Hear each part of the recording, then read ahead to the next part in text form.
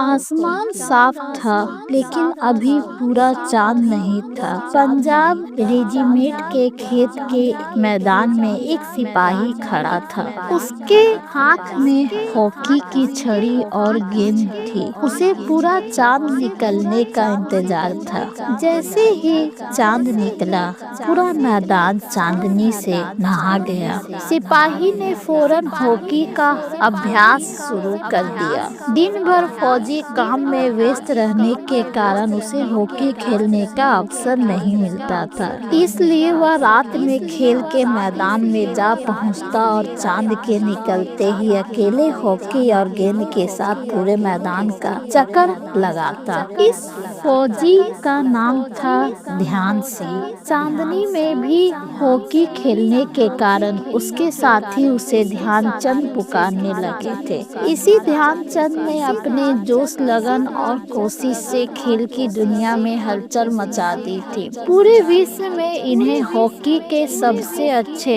Centre forward कहा जाने लगा। उनके द्वारा किए गए सटीक गोलों की बदौलत भारत ने 1928, 1932 और 1936 के ओलंपिक खेलों में हॉकी का स्वर्ण पदक जीता। वर्ष 1928 एम्स्टर्डम ओलंपिक्स में ध्यानचंद दुनिया के सबसे ज्यादा गोल करने वाले खिलाड़ी रहे। उन्होंने 5 मैच में 14 गोल दागे थे। फाइनल मैच में भारत का मुकाबला नीदरलैंड से था। ध्यानचंद बीमार थे, इसलिए टीम के साथ साथ पूरे देश को चिंता हो रही थी। मगर ध्यानचंद के आत्मविश्वास में कोई कमी नहीं थी। उन्होंने बीमारी में ही मैच में भाग लिया। भारत ने नीदरलैंड को 3 गोल से हरा दिया। 3 में से 2 गोल स्वयं ध्यानचंद ने किए थे।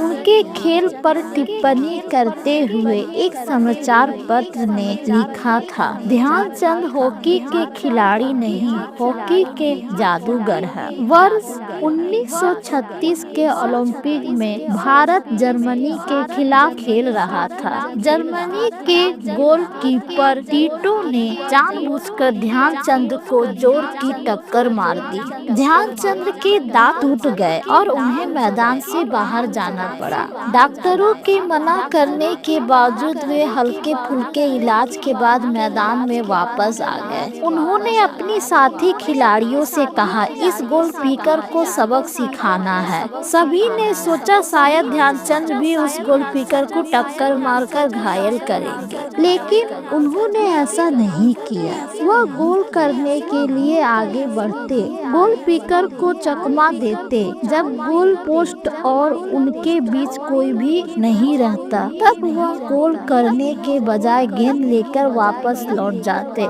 ऐसा कई बार हुआ। गोलकीपर टीटो शर्म से पानी पानी हो गया। इस बदले से हिटलर भी काफी प्रभावित हुआ। कहते हैं उसने ध्यानचंद को अपने देश की नागरिकता, ढेर सारा धन और अपनी सेना में कर्नल का ओहदा देने का वादा किया। ध्यानचंद मुस्कुराए और बोले, मैं अपने देश के लिए खेलता हूँ, पैसे या रुतबे के लिए नहीं।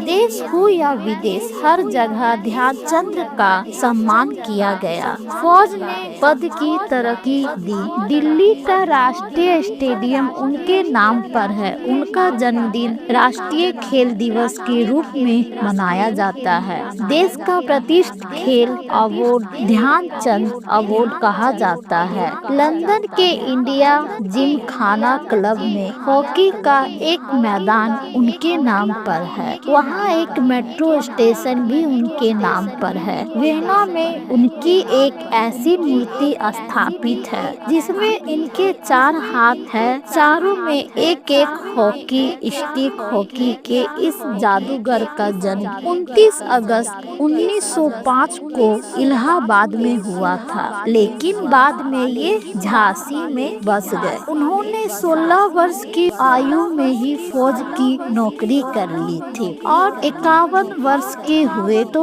1956 में स्वनिवृत्त हो गए।